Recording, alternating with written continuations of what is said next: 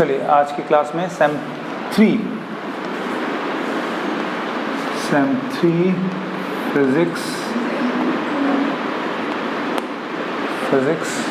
Same three physics और part A है ना इलेक्ट्रोमैग्नेटिक थ्योरी। चेक करो ए कि बी है, पार्ट ए है। चलिए part A electromagnetic theory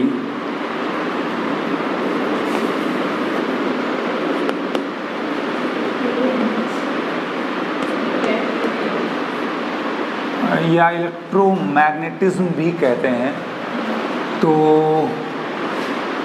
NEP 2020, ठीक है, NEP 2020 की बात कर रहे हैं और NEP 2020 के हिसाब से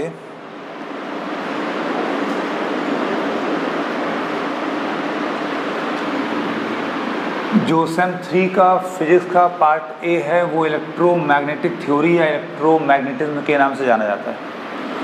इसमें स्टार्ट मैंने किया है यूनिट, आप देखो तो यूनिट 1, यूनिट 2, यूनिट 3, यूनिट 4 है। यूनिट 2 से स्टार्ट किया है, कोई विशेष बात नहीं है, लेकिन यूनिट 2 में थोड़ा ज़्यादा फ्लुएंसी रहती है टॉपिक्स में। यूनिट 2 इसमें भी स्टार्टिंग तो होना चाहिए कहाँ से, बायोट-सवर्ट लॉ।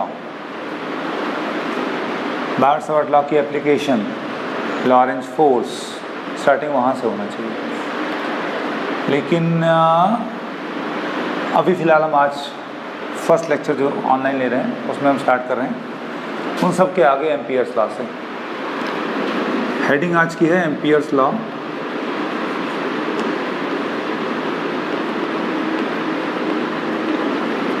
एम्पियर्स लॉ क्वेश्चन बनता है हमारे यहाँ, Ampere's law state and proof, state and proof. तो एम्पियर्स लॉ स्टेटमेंट में ये समझना है हमको, ये लॉ कहता है किसी करंट के, अच्छा एक बात डे 1 आई थी कि करंट कैरिंग कंडक्टर के अराउंड जो साइट है वो साइट ऑफ मैग्नेटिक फील्ड कहलाती है। कोई भी मेरा अंगूठा मान लीजिए करंट कैरिंग कंडक्टर है और अंगूठे की डायरेक्शन ऊपर की तरफ है तो ऊपर करंट फ्लो कर रही है, तो उसके आसपास जो साइट है वो साइट ऑफ मैग्नेटिक फील्ड है। कितना मैग्नेटिक फील्ड है और किस डायरेक्शन में ये हम तय कर लेंगे, कितना है मैग्नीट्यूड क्या है ये तय करेंगे बायोट-सवर्ट लॉ से। और किस डायरेक्शन में उसका हमने लॉ बताया था आपको निकालने का, वो राइट हैंड रूल होता है। हम उसको जरा हम लोग समझने में आपत्ति भी होती है, तो हमने एक रूल बना रखा है कि अगर अंगूठा करंट को शो करता है, अंगूठा करंट को शो करता है, अंगूठे की डायरेक्शन ऊपर है तो करंट ऊपर की तरफ फ्लो कर रही है। ये कंडक्टर है, इस कंडक्टर पर अंगूठा रखो, उंगलियाँ खोल दो तो ये उस कंडक्टर से दूरी तय करने काम आएगा।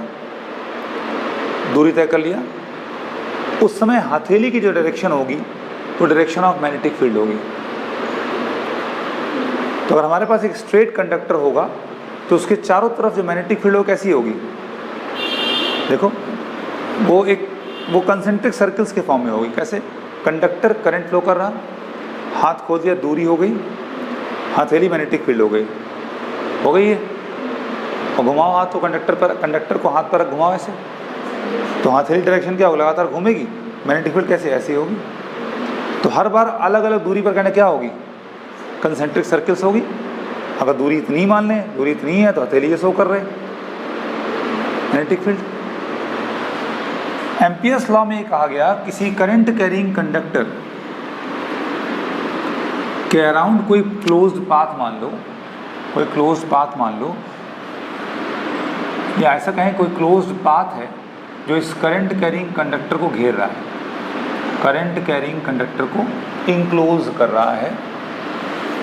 तो ये एम्पियर्स लॉ कहता है कि इस क्लोज्ड पाथ के अलोंग या इस क्लोज्ड पाथ पर, भाई देखो ये क्लोज्ड पाथ अगर मान लीजिए r रेडियस का एक सर्कुलर पाथ है तो इस कंडक्टर से r दूरी पर इंडक्शन तो होगा, इंडक्शन भी मान लेते हैं। और इस क्लोज्ड पाथ का हर एक बिंदु इस कंडक्टर से बराबर दूरी पर है।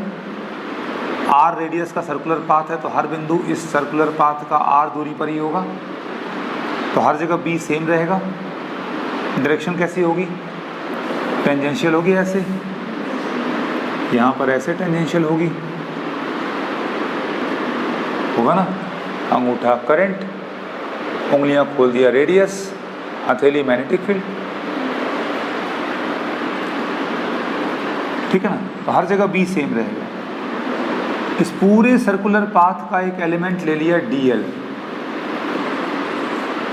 डीएल माने small element of this circular path या क्लोज्ड पाथ, डीएल वेक्टर, ये छोटा सा एलिमेंट ले लिया, ठीक है। पर्टिकुलर पॉइंट पर इंडक्शन बी है, इस क्लोज्ड पाथ के इस कंडक्टर के कारण आर दूरी पर, इस क्लोज्ड पाथ पर कहीं भी इस कंडक्टर के कारण आर दूरी पर इंडक्शन बी है पर्टिकुलर पॉइंट पर, तो लंबाई डीएल में कितना होगा, बी डॉट ऑफ डीएल, ये तो होगा यूनिट लेंथ पर बी, तो लंबाई डीएल में कितना, बी डॉट डीएल। तो पूरे क्लोज्ड पाथ पर कितना इंडक्शन हो रहा होगा, है ना। तो बोलते हैं मैग्नेटिक इंडक्शन का लाइन इंटीग्रल, लंबाई के लिए किया गया इंटीग्रेशन पूरे क्लोज्ड पाथ पर बराबर होता है कितना, mu not times I, mu not times I, I मतलब current enclosed by the close path, current enclosed by the path बोल सकते हो। तो line integral of magnetic induction equal to या बराबर होता है mu not times current enclosed, घेरना, बाय द पाथ आई, ठीक है। ये बार सवाल, ये आपका एम्पियर्स लॉ की डेफिनेशन है, शायद हमने लिखी हुई है, लिखा हुआ है हम लोगों ने, लिखा दिया था मैंने, लिखा हुआ है the in line integral B dot d l, ठीक है। किसका लाइन इंटीग्रल है ये, मैग्नेटिक इंडक्शन का लाइन इंटीग्रल हो गया। For a closed curve is equal to, किसी क्लोज कर्व के लिए is equal to mu not times, ठीक है, the net current capital I through the closed curve, through the, ऐसा भी कह सकते हैं through the area bounded by the close curve, पूरे एरिया से जो बाउंड कर रहा क्लोज कर्व कितनी करंट पास हो रही है, ठीक है। तो ये आपका एम्पियर्स लॉ का मैथमेटिकल, ये लिखवा चुके हैं ना, इससे आगे बढ़ रहे हैं, इससे आगे बढ़ रहे हैं, इसको प्रूव करना है, प्रूव नहीं कराया था। इसका एक फॉर्मेट और हो सकता है, कोई इसको लिख सकता है, यहाँ लिखवाया था मैंने शायद नोट्स में, since magnetic induction B equal to होता है म्यू नॉट एच, जहाँ बी इंडक्शन है और एच क्या है, मैग्नेटिक फील्ड की इंटेंसिटी है। मान लीजिए दो बार लगे हैं, ये नॉर्थ पोल है और ये साउथ पोल है, इसके बीच जो मैग्नेटिक फील्ड लगाई गई है वो कितनी है, उसकी इंटेंसिटी कितनी है, एच। और इस मैग्नेटिक फील्ड के कारण बीच में किसी पॉइंट पर एयर में कितना इंडक्शन हो रहा, मतलब आपने कितना फील्ड मापा, कितना मैग्नेटिक फील्ड मेजर किया, उसको बोलते हैं बी। तो ये होता है मैग्नेटिक फील्ड की इंटेंसिटी, और इस मैग्नेटिक फील्ड के कारण कितना इंडक्शन हो रहा एयर में, म्यू नॉट है एयर में, परमिएबिलिटी इन फ्री स्पेस, कितना इंडक्शन, कितना चुंबकत्व मापा जा रहा है, वो क्या है, बी, किसी भी पॉइंट पर एयर में बी। इसको उठाकर यहाँ रख दो तो क्या आ जाएगा, एक फॉर्मेट और हो सकता है, क्लोज इंटीग्रेशन, जहाँ बी है वहाँ क्या आ गया, म्यू नॉट एच आ जाएगा, और क्या आएगा, mu not H dot of D L आ जाएगा, बराबर कितना आ रहा है, म्यू नॉट आई आ रहा है। आप इसे काट दीजिए तो एक फॉर्मेट और आ जाएगा,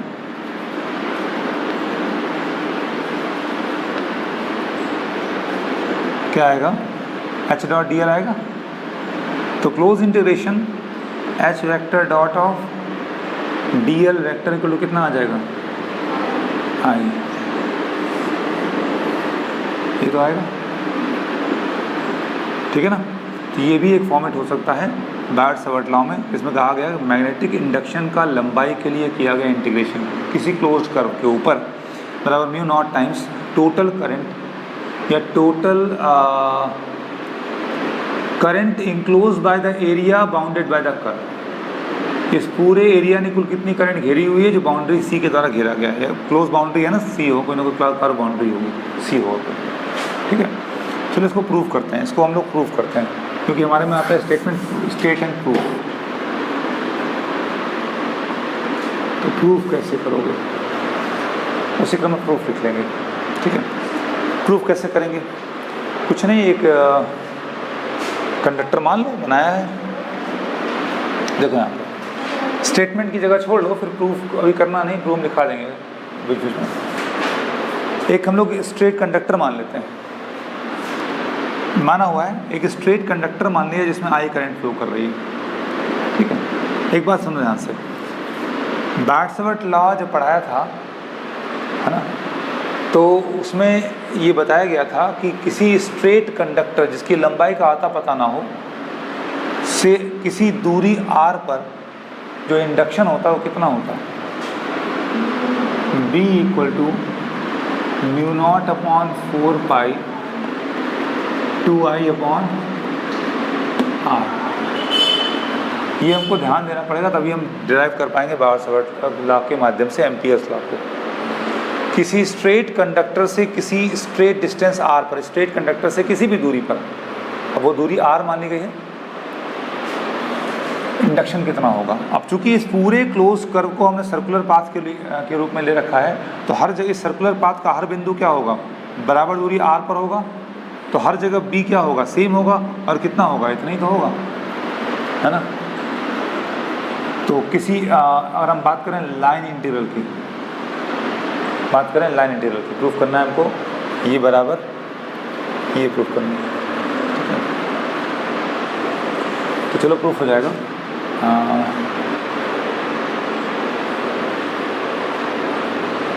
आ जाएगा, चलिए देखिए। तो हमें निकालना होता है line integral of magnetic induction along the closed curve B.dl। आप देख पा रहे हो कि इसमें B और dl कैसे हैं, इस करंट कैरिंग कंडक्टर से r दूरी पर जो मैग्नेटिक इंडक्शन है वो चूँकि क्लोज कर्व उसी पॉइंट से पास हो रहा, तो हर जगह B सेम होगा, हर जगह हम r दूरी पर ही होंगे पूरे क्लोज कर्व पर, और हर जगह B कैसा होगा, टेंजेंशियल होगा। B कैसा होगा, कंडक्टर दूरी मैग्नेटिक फील्ड कैसी होगी, उस सर्कुलर पाथ के टेंजेंशियल, मैग्नेटिक फील्ड टेंजेंशियल होगी और एलिमेंट भी उसी पर लिया गया, तो B और dl कितने एंगल पर होंगे, दोनों